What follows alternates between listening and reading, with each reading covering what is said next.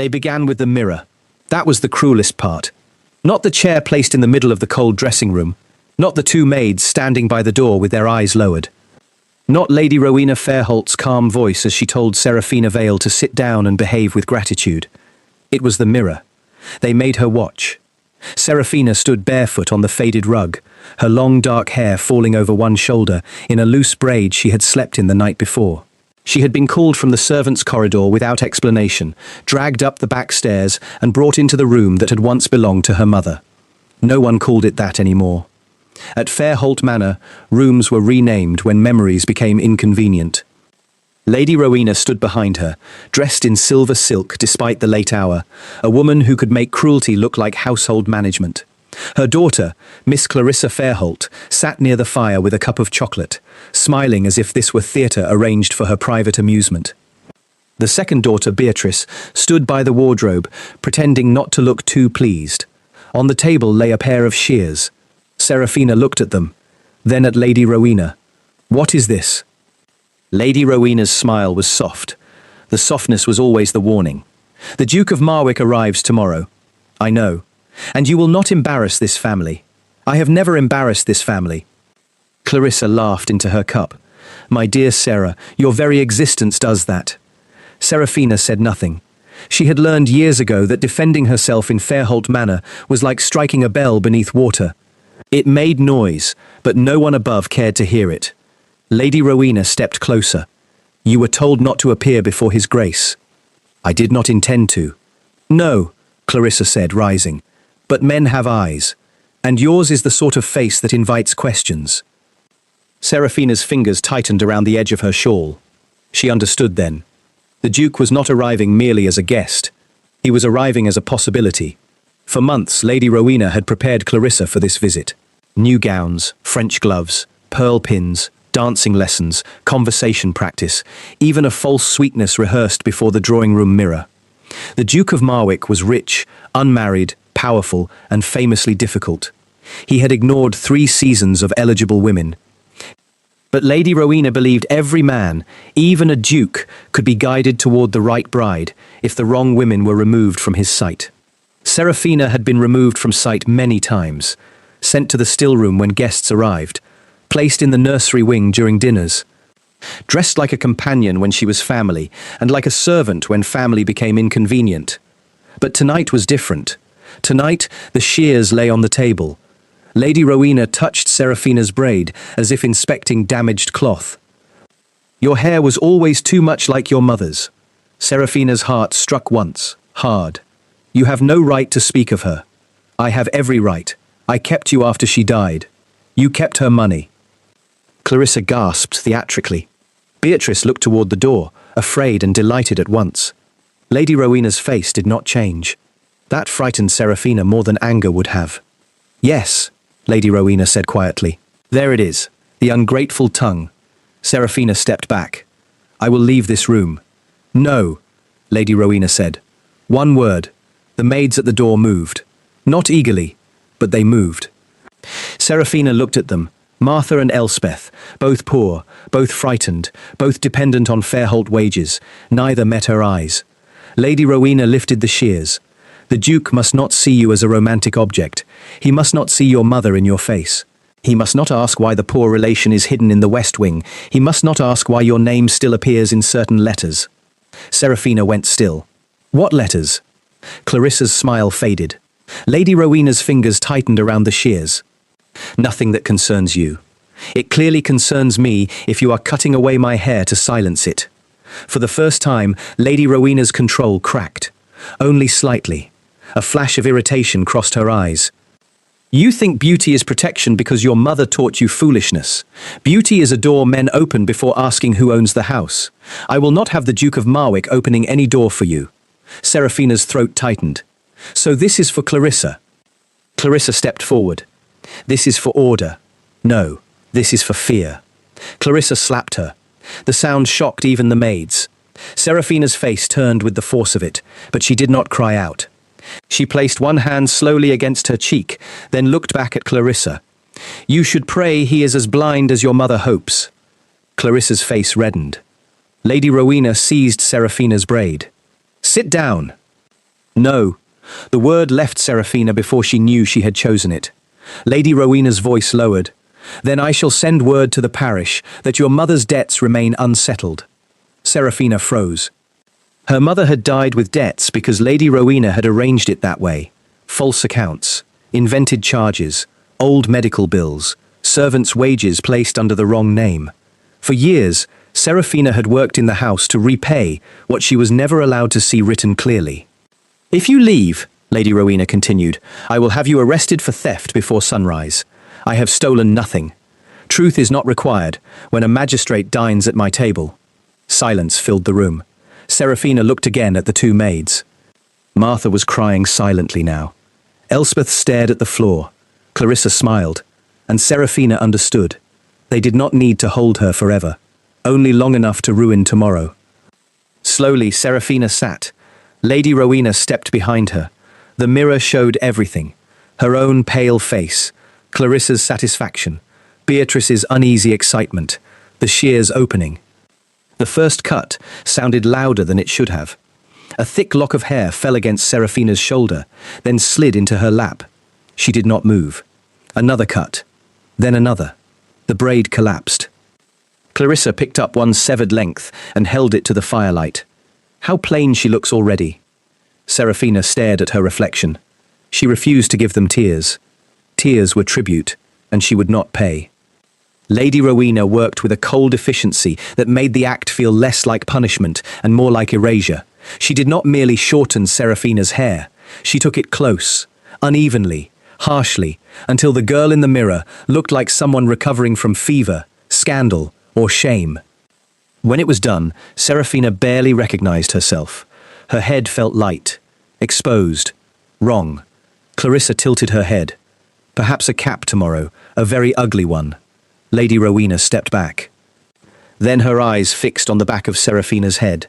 Her expression changed. Not triumph, fear. Serafina saw it in the mirror. What is it? She asked. Lady Rowena recovered at once. Nothing, but Beatrice had seen it too. There is a mark, Beatrice whispered. Lady Rowena turned sharply. Be silent. Serafina lifted a hand toward the back of her head. Lady Rowena caught her wrist. Hard. You will wear a cap at all times tomorrow. Serafina's eyes narrowed. What mark? Clarissa leaned forward despite herself. At the base of Serafina's skull, just above the neck, where her thick hair had hidden it all her life, was a small pale birthmark, shaped almost like a crescent, or a half-crown.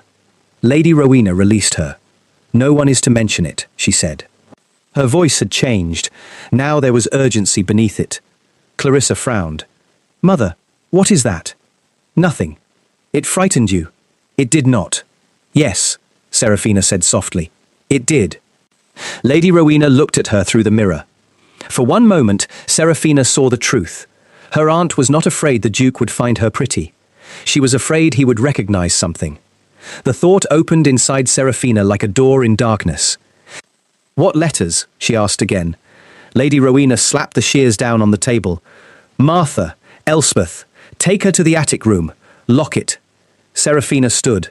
No. Lady Rowena's eyes burned. You forget yourself. No. For the first time tonight, I think I am remembering something. Clarissa moved as if to strike her again. Serafina caught her wrist. The room froze. Clarissa stared, stunned. Serafina leaned close enough that only she could hear. You may have my hair. You will not have my fear. Then she released her. Lady Rowena's voice was icy. Take her. The maids led Serafina away. No one spoke as they climbed the servants' stairs to the attic. Martha carried a candle. Elspeth carried the cap. Both looked miserable. At the door of the little attic room, Martha whispered, Forgive me, miss. Serafina looked at her. What is the mark? Martha's lips trembled. I do not know. Elspeth? The younger maid shook her head. But fear had made her careless. She once burned a letter, Elspeth whispered. Years ago, it had a seal on it. A black hawk. Martha hissed. Elspeth. Serafina went still. The crest of the Duke of Marwick was a black hawk with a silver crown. Before she could ask more, the maid stepped out and locked the door. Serafina stood in the attic, shorn, cold, and suddenly wide awake. Below her, Fairholt Manor prepared for the Duke. Candles were replaced, silver polished, Clarissa's emerald dinner gown laid across her bed. Lady Rowena's orders moved through the house like a storm no one could see. But in the attic room, Serafina touched the strange mark at the back of her head and thought of a burned letter, a black hawk seal, and a duke arriving one day too late for the woman they had tried to erase. She did not sleep. At dawn, Martha brought water, bread, and the ugliest cap in the house. "You must wear it," the maid whispered. "Her ladyship said if you remove it." I know what she said. Serafina took the cap. She looked at herself in the cracked attic glass. The cap did not hide everything. Nothing could. Humiliation had a way of shining through cloth. By noon, carriage wheels thundered up the drive.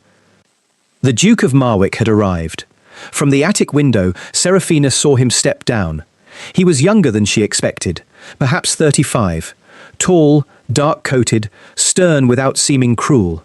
His movements were controlled, but his eyes missed nothing. He looked at Fairholt Manor as if he had not come to admire it. He had come to measure it.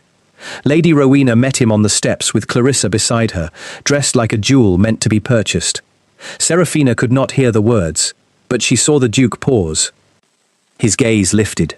For one breath, he looked directly toward the attic window. Serafina stepped back. Her heart beat hard. That evening, they tried to keep her upstairs, but the Duke ruined the plan before dinner. His voice carried through the hall, calm and absolute. "I was told Lady Fairholt had 2 daughters and a niece under her protection. I expect all members of the household at dinner," Lady Rowena argued, softly at first. Then more tightly. The Duke answered once. "I dislike discovering omissions after I have entered a house." So Serafina was brought down. Clarissa smiled when she saw the cap. Beatrice looked guilty. Lady Rowena gripped Serafina's arm hard enough to bruise. "You will say nothing unless spoken to." Dinner began like a performance arranged by liars. Clarissa sat near the Duke, glowing beneath candlelight. Lady Rowena praised her accomplishments. Beatrice barely spoke. Serafina sat far down the table beside the vicar, head lowered beneath the dreadful cap. But the Duke did not look at Clarissa for long. He watched the servants, the doors, the silent exchange between Lady Rowena and her daughters. And then finally, Serafina. Halfway through the second course, the vicar knocked his spoon against his glass and startled her. Serafina turned too quickly. The cap slipped. Just an inch. Enough. The candlelight touched the pale crescent mark at the back of her head. The Duke of Marwick went completely still. His hand remained beside his wineglass, his eyes fixed on the mark. Lady Rowena saw him see it. Clarissa saw her mother's face. Serafina reached up slowly and adjusted the cap. Too late. The Duke placed his napkin on the table. No one spoke. He did not ask about Clarissa's music. He did not ask about the estate. He did not ask why Serafina sat dressed like shame at a noble table. He looked directly at Lady Rowena. Then, in a voice quiet enough to make the room afraid, he asked only one question. "Why is my dead sister's birthmark on the girl you tried to hide?" The dining room did not merely fall silent. It emptied of breath.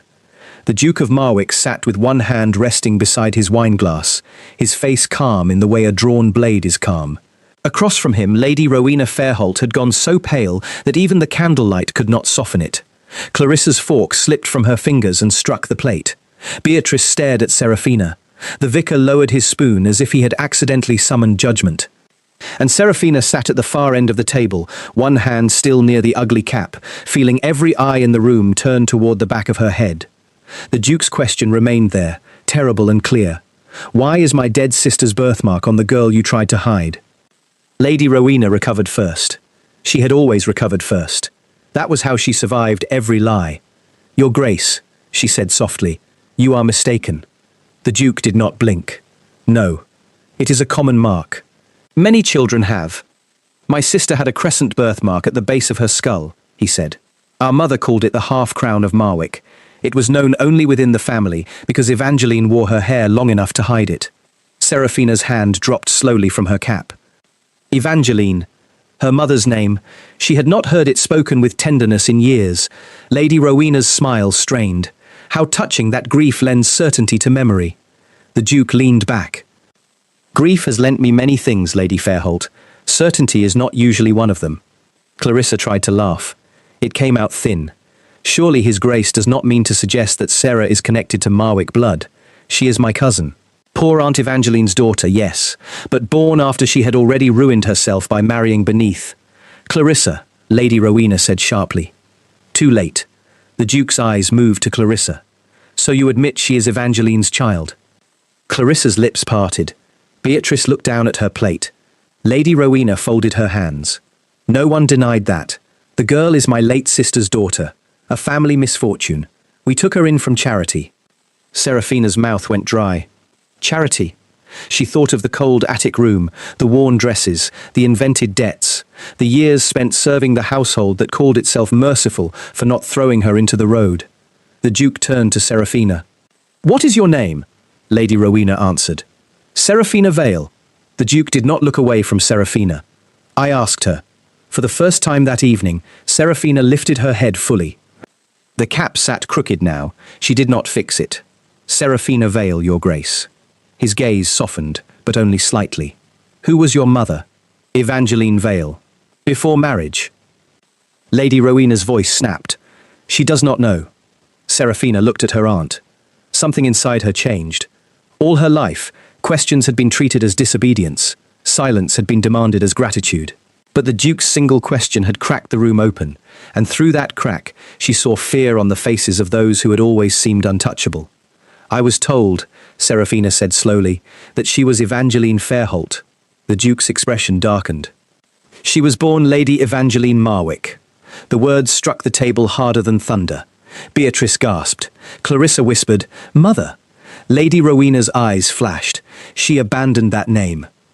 The Duke's voice cooled. No, she was denied it. Seraphina gripped the edge of the table beneath the cloth. Lady Evangeline Marwick. Not merely a poor sister who married unwisely. Not a shameful widow. The Duke's sister. The room tilted around Seraphina. If that was true, then everything she had been told about her mother had been trimmed, twisted, and locked away like the nursery of a dead child. The Duke looked again at the cap. Remove it. Lady Rowena stood. Absolutely not. The Duke's gaze did not move from Seraphina. I am not asking you. Seraphina's heartbeat filled her ears. Clarissa's face sharpened with anticipation. Beatrice looked afraid. Lady Rowena looked ready to command the servants to drag Seraphina away. But the Duke waited. Not ordering, not forcing, waiting. That was what made Seraphina obey. She reached up and removed the cap.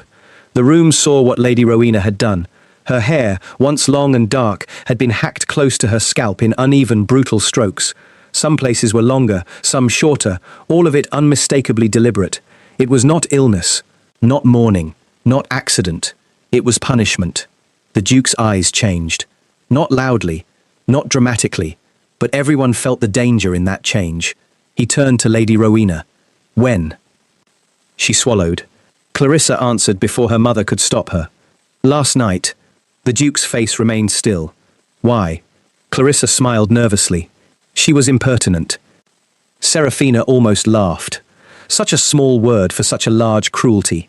The Duke asked, Did she strike someone? No. Steal? No. Threaten the household? Clarissa's smile faded. She was warned not to appear before you. The words entered the room and condemned them. The Duke turned back to Lady Rowena. So you disfigured your niece because I was coming. Lady Rowena's voice tightened. We corrected vanity. The Duke looked at Seraphina's shorn head, then at the cap in her hand. No, you attempted concealment. He stood. Every servant in the room went rigid. Lady Rowena tried to regain control. Your Grace, I understand that the resemblance has disturbed you, but this is still my house. The Duke's answer came quietly. Then let us see what else your house has hidden. She froze. I beg your pardon? After dinner, I will see the West Records Room, the family correspondence, and any papers relating to Lady Evangeline Marwick's marriage, death, and child. Lady Rowena laughed once. A brittle sound.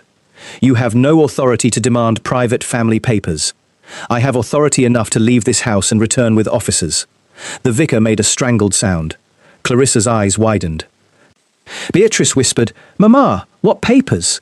Lady Rowena ignored her. The Duke looked at the butler. "Mr. Haynes, no one is to leave Fairholt Manor tonight." The butler looked at Lady Rowena. That was his mistake. The Duke noticed. So even the servants have been trained to seek permission from fear before truth. Lady Rowena's face darkened. "My servants obey their mistress. Then let them begin obeying the law." The meal was abandoned. No one pretended appetite remained. Lady Rowena led them from the dining room with stiff dignity, but Serafina saw the small tremor in her hand. Clarissa followed close behind, furious and frightened. Beatrice lingered near Serafina but did not speak. The Duke walked beside Serafina. Not too close, not with pity, but with attention. That was worse, somehow. Serafina had survived cruelty by becoming invisible. Now a duke was looking at her, as if the truth of two families might be hidden in the shape of her face. In the corridor, he said softly, "Did you know who I was before tonight?" "Yes." "Did you know I was your uncle?" The word uncle struck her strangely. She had not had one of those. Not one who asked questions. "No. What were you told of your mother?" Serafina swallowed. "That she married beneath her station. That she brought shame on Fairholt Manor. That she died with debts. That Lady Rowena kept me out of mercy." His jaw tightened. Evangeline had a dowry larger than this estate. Serafina stopped walking. "What?" The Duke turned to her. "My sister did not die poor." Serafina felt cold spread through her. Behind them, Lady Rowena said, "Evangeline's marriage settlement was complicated." The Duke did not look at her. "I wrote that settlement myself." Lady Rowena's composure cracked again. For 1 second, Serafina saw it. The Duke saw it too. They reached the West Records room. The door was locked. Lady Rowena held out her hand. "Haynes, the key." The butler hesitated, then slowly handed the key not to her, but to the Duke. It was a small rebellion. In Fairholt Manor, it sounded like a gunshot. Lady Rowena's eyes turned icy. "Haynes!" The butler bowed his head. "Forgive me, my lady." The Duke unlocked the door. The West Records room smelled of dust, ink, and old sins. Shelves lined the walls, boxes sat stacked beneath a long window. A portrait of Serafina's mother hung half-covered in a corner, turned toward the wall. Serafina saw the edge of the frame. Something pulled her forward. She lifted the cloth. A woman looked back at her. Beautiful, solemn, dark-haired, with Serafina's eyes, and around her throat, a pearl pendant shaped like a crescent moon. Serafina touched the frame. All her life she had known her mother through insult, ruined, foolish, ungrateful, weak. But the woman in the portrait did not look weak. She looked like someone who had known a secret and paid dearly for it. The Duke stood beside her. "My sister," he said quietly. Serafina could not speak. Lady Rowena's voice came from the doorway. That portrait was kept only because destroying it would have been sentimental excess. The Duke turned. "Where is the pendant?" Lady Rowena blinked. "What?" "The crescent pendant. It belonged to my mother. Evangeline wore it the last time I saw her." "I have no idea," Serafina remembered suddenly. A flash of silver in Clarissa's jewelry box, a crescent shape, pearls. She turned. Clarissa stepped back. The Duke noticed.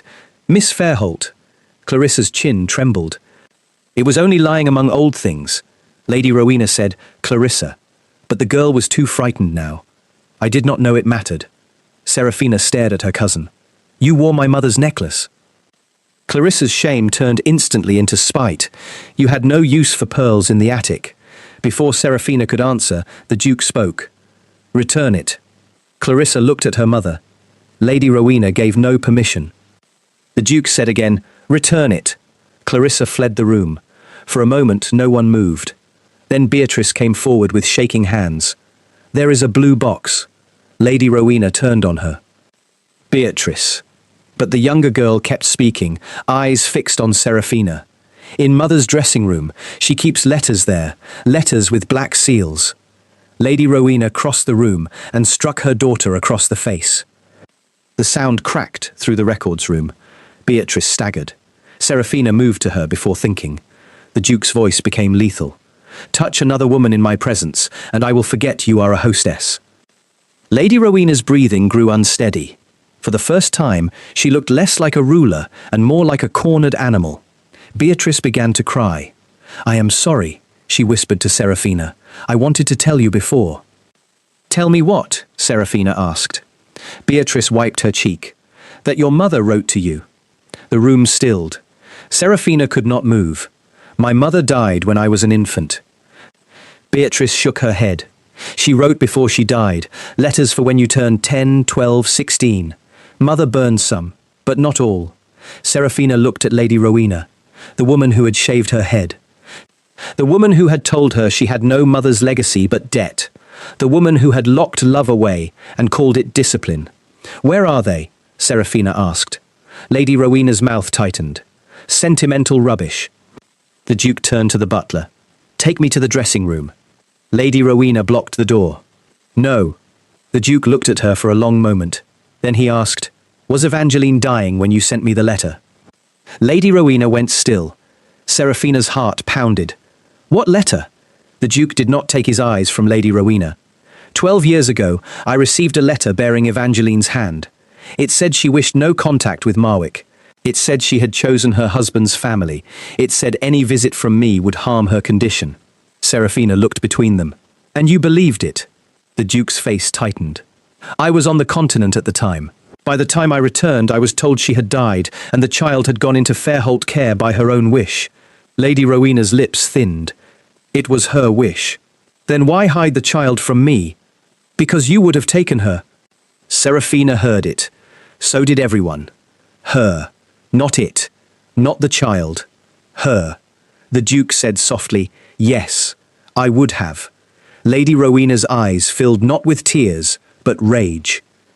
"Evangeline belonged to Fairholt before Marwick claimed her with pretty titles and expensive promises.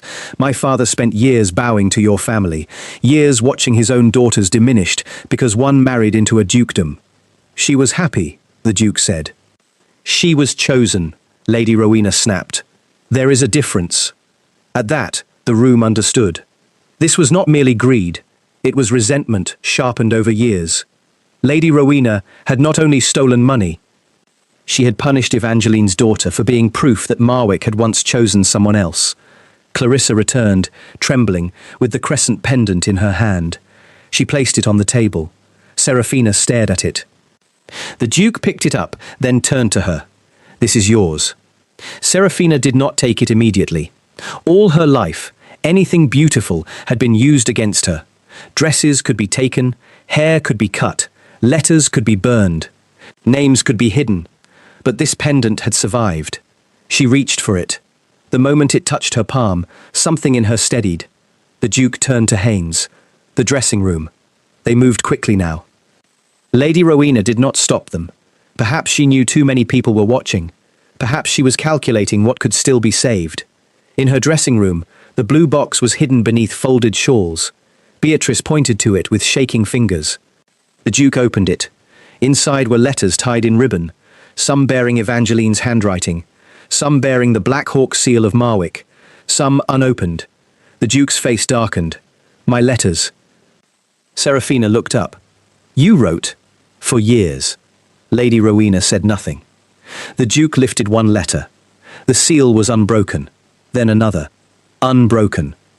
Then another. Unbroken. He looked at Serafina. "I did not abandon you." She had not known she needed to hear those words until they nearly broke her. The Duke handed her one of Evangeline's letters. It was addressed in a delicate hand. "For my daughter, when she is old enough to ask why." Serafina's hands trembled. She opened it. The first line blurred. She forced herself to read. "My darling Serafina, if this letter reaches you, then someone kinder than fear has placed it in your hands." She stopped. Tears burned, but she swallowed them. Lady Rowena said coldly, "Your mother was dramatic." The Duke turned. No, she was afraid. At the bottom of the box was one final packet. This one was sealed not with wax, but with a strip of cloth, darkened by age. The Duke recognized the handwriting and went very still. "What is it?" Serafina asked. He opened it. Inside was a legal document, a guardianship transfer, signed by Lady Evangeline Marwick Vale, witnessed by two servants, naming her brother, Duke Elias of Marwick, as guardian of her daughter should she die. The Duke looked at Lady Rowena. You had no right to keep her. Lady Rowena's face had gone white. Then the door behind them opened. Clarissa stood there, holding a candle. Her face was wet with tears, but her eyes were wild. "Mother," she whispered, "tell them it is not true." Lady Rowena did not answer. Clarissa looked at Serafina, then at the document, then at the Duke, and in a voice shaking with horror, she said, "If Sarah is Marwick's ward, then whose inheritance have we been spending?" Clarissa's question hung in Lady Rowena's dressing room like smoke. If Sarah is Marwick's ward, then whose inheritance have we been spending? No one answered. The candle in Clarissa's hand trembled, throwing wild light across the blue box, the unopened letters, the crescent pendant, and the guardianship document that had just destroyed 12 years of lies. Serafina stood very still. Her shorn head felt cold beneath the air, but she no longer reached for a cap. The humiliation they had forced on her the night before had become the very reason the truth had been seen. Had they not shaved her head, the Duke would never have seen the birthmark. Had he not seen the birthmark, the letters would have remained hidden. Had the letters remained hidden, Lady Rowena would have continued wearing stolen silk while calling theft charity. Duke Elias of Marwick held the guardianship document in his hand. His face had gone pale, not with weakness, but with controlled rage. He looked at Lady Rowena. "You had my sister's signed instruction." Lady Rowena's voice was low. "Evangeline was ill. She was clear enough to name me guardian. She was emotional. She was a mother." The words struck harder than shouting. Lady Rowena looked away first. Clarissa stepped into the room, tears sliding down her cheeks. "Mother," she whispered, "answer me." Lady Rowena turned on her daughter. "Do not be childish. Whose money paid for my gowns?" Silence. Clarissa looked down at the emerald dinner dress she wore, the one chosen to impress the Duke. Her hand moved to the embroidered bodice, as if it had suddenly become something shameful. "Mother." Lady Rowena's eyes hardened. "Everything I did was for this family." Serafina laughed once, not loudly, not happily, but the sound startled everyone, because no one had ever heard her laugh at Lady Rowena before. "For this family?"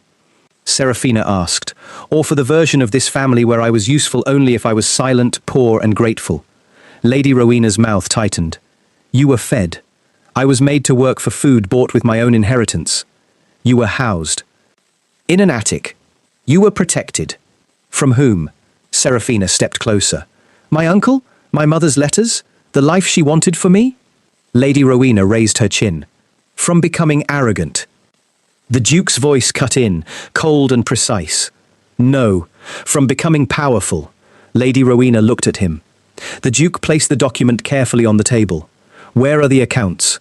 Her eyes flickered. That tiny movement gave her away. Serafina saw it. So did Beatrice, who stood near the doorway with one hand pressed to her bruised cheek.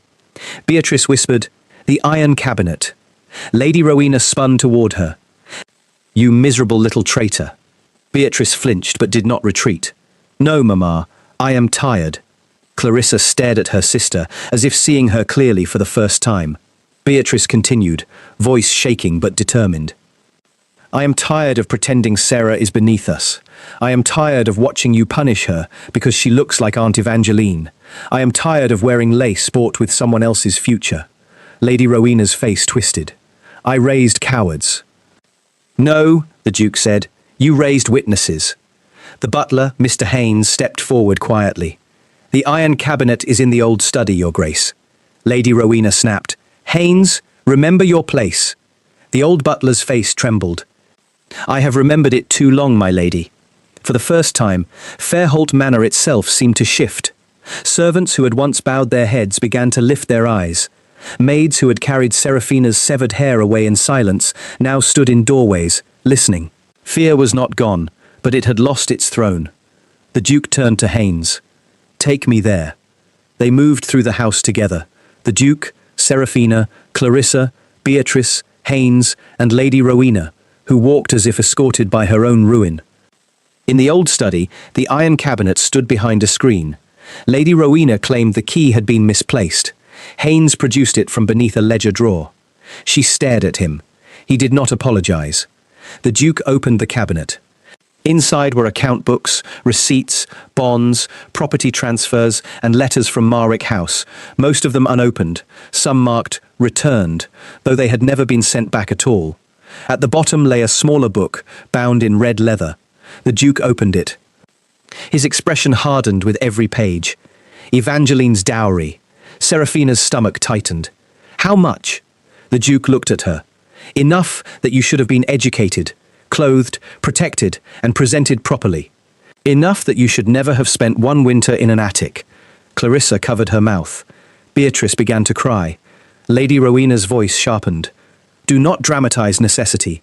Fairholt was drowning when Evangeline died. There were debts, repairs, staff wages. Clarissa and Beatrice had futures to consider. And mine? Seraphina asked. Lady Rowena looked at her. For once, there was no mask, only resentment. You were Evangeline's triumph over us. Even as an infant, you had Marwick in your blood, Marwick in your face, Marwick money tied around your cradle. Everyone pitied you, everyone remembered her, no one remembered what I sacrificed. The Duke closed the ledger. You sacrificed a child who had already lost her mother. Lady Rowena's eyes flashed. I kept her alive. Seraphina's voice came quietly. No, you kept me small. That silenced the room. Then footsteps sounded from the hall. The vicar entered, pale and shaken, holding his hat in both hands. Behind him came the village magistrate and 2 officers. They had been dining nearby, summoned quietly by the Duke's groom after the dinner-room question shattered the evening.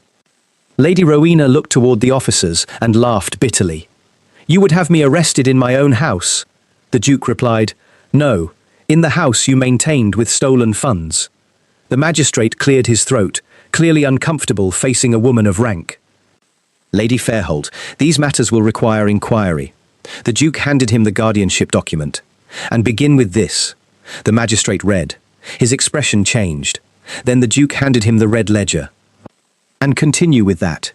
The magistrate took it, flipped through 3 pages, and looked at Lady Rowena with new seriousness. My lady, you will need to answer questions regarding the management of Miss Seraphina Vale's inheritance and guardianship. Lady Rowena stood very straight. I shall answer through my solicitor. You may, the Duke said, from London. Her face paled. You cannot remove me. I can remove Seraphina. I can secure my sister's papers. I can petition for immediate custody of the estate records, and I can make certain that by morning every person you invited to witness Clarissa's rise will know precisely whose inheritance paid for the stage. Clarissa recoiled. Your Grace, please, I did not know. The Duke looked at her. No, but you enjoyed not knowing. Clarissa lowered her head as if struck by truth. Seraphina looked at her cousin. For years, Clarissa had mocked her clothes, her work, her place at the table. She had laughed when Seraphina was hidden. She had smiled when the shears fell. But now shame had found her. And somehow Seraphina did not feel triumph, only exhaustion. Lady Rowena turned suddenly to Seraphina. You think Marwick will save you. You think blood means affection. He did not come for 12 years. The words found their mark. Seraphina looked at the Duke. For a moment, the old ache rose. Where had he been? Why had no one come? How many letters had been enough before he should have broken down the door? The Duke did not defend himself quickly. That mattered. He lowered his head slightly. I believed a lie because it came in my sister's hand. I wrote after that, many times. When no answer came, I believed grief had closed the door. I should have come anyway. Lady Rowena smiled faintly. There, you see? The Duke looked at Seraphina. I failed you before I knew you. I will not insult you by denying it. Seraphina's throat tightened. No one in Fairholt Manor had ever given her an apology without turning it into a debt. The Duke continued, But tonight, if you permit it, I will take you from this house. Not as property reclaimed, not as a burden, as my sister's daughter, as my ward, as family. Family. The word entered Seraphina carefully, as if it too feared being rejected. Lady Rowena snapped, She belongs here. Seraphina turned toward her.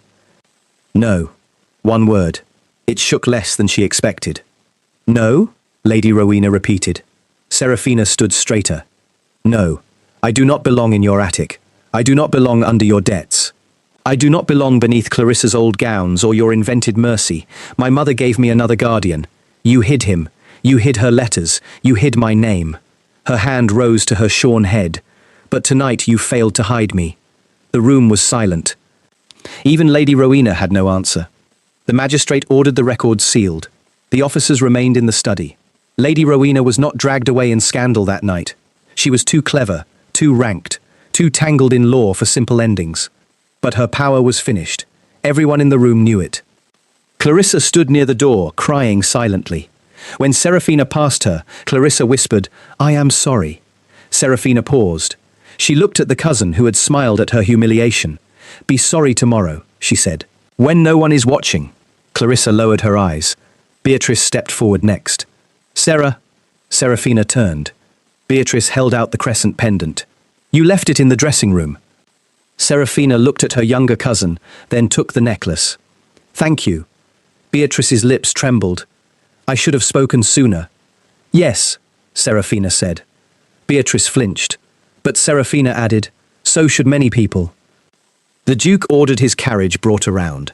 As they crossed the great hall, servants lined the walls, not by command, but because every soul in Fairholt Manor seemed to understand that history was leaving by the front door in a plain borrowed shawl. Martha, the maid who had held the candle the night Serafina's hair was cut, stepped forward with tears in her eyes. "Miss!" Serafina stopped. Martha held something wrapped in cloth. "I saved what I could." Inside the cloth lay a lock of Serafina's hair. Dark, soft, severed. For a moment, pain rose so sharply that Serafina almost looked away. Then she took it. "Thank you." Martha wept. "I am sorry." Serafina looked at the lock in her hand, then at the staircase where she had been dragged the night before, then at Lady Rowena standing above them, face carved from fury and defeat. "No," Serafina said softly, "do not keep it as a grief." She walked to the fireplace. Everyone watched. She placed the lock of hair into the flames. It curled, caught, and vanished. Serafina did not cry. The Duke watched her with quiet respect. Outside, the night air struck her bare head like cold water. For the first time, she did not hide from it. The carriage waited. Before entering, she looked back at Fairholt Manor, the house that had made her small, the house that had taught her silence, the house that had stolen her mother's voice and called it discipline. The Duke stood beside her. "Are you ready?" Serafina looked at him. "No." He nodded. "Then we will go slowly." That answer almost broke her more than kindness. She entered the carriage. As the wheels began turning, Lady Rowena remained on the steps, watching the girl she had tried to erase leave beneath the protection of the crest she had feared most, the Black Hawk of Marwick. But the story did not end with escape. It continued the next morning. At Marwick House, Serafina was not taken to a hidden room. She was not given cast-off gowns. She was not asked to be grateful before breakfast. She was shown a chamber that had belonged to her mother. Sunlight fell across pale curtains. A writing desk stood near the window. A portrait of Evangeline rested above the mantel, uncovered, honoured, alive in memory. On the pillow lay the crescent pendant, cleaned and restored. Beside it sat a sealed letter. Serafina recognized the handwriting from the night before. "For my daughter, when she is brave enough to know she was loved." Her hands trembled as she opened it. The Duke stood at the door. "I will leave you."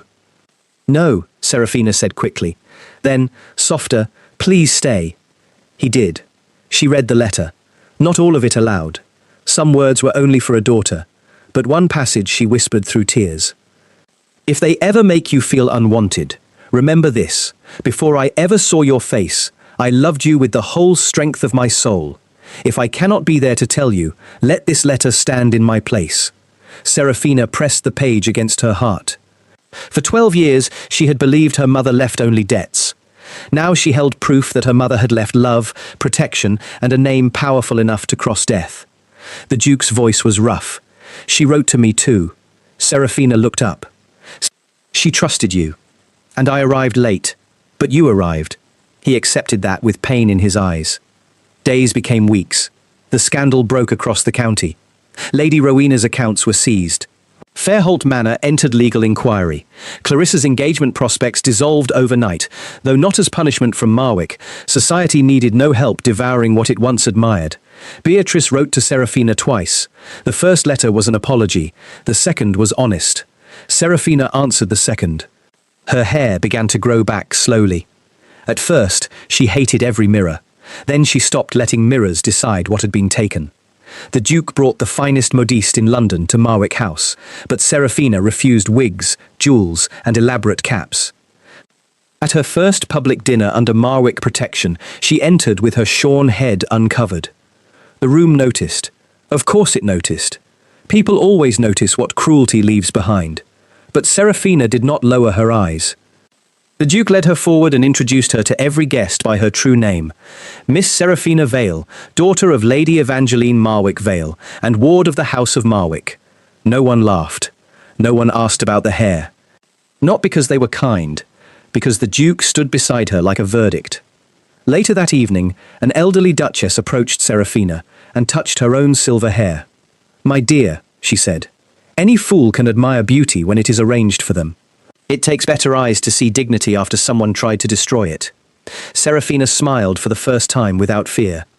That night, after the guests left, she found the Duke in the library, reading one of Evangeline's old letters.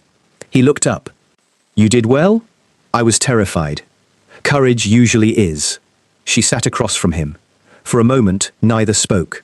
Then Serafina asked, "At dinner that night, why did you ask only one question?" The Duke looked at the fire. "Because when your cap slipped, I saw my sister. Not just the mark, the shape of your neck, the way you held yourself, as if pride was the last coin you owned. And I knew that if I asked the wrong question first, the room would bury the right one." Serafina touched the crescent pendant at her throat. "And the right one was the birthmark?" "No," he said softly. "The right question was why they were afraid of it." She looked down. "They cut my hair to hide me. Yes, but instead, they uncovered me." The Duke smiled faintly. Cruelty often thinks itself clever until truth uses the same door. Serafina looked toward the portrait of her mother above the mantel. For years, she had believed herself a poor relation surviving on borrowed mercy. Now she knew the truth. She was the daughter of a woman who had fought to protect her. The niece of a duke who had come late, but came fiercely. The heir to a name no shears could cut away. And the girl they tried to shame into hiding had become the witness who brought a household to its knees. Outside, Marwick House settled beneath the moon. Inside, Serafina lifted her head without a cap, without fear, without apology. Her hair would return, but her silence would not.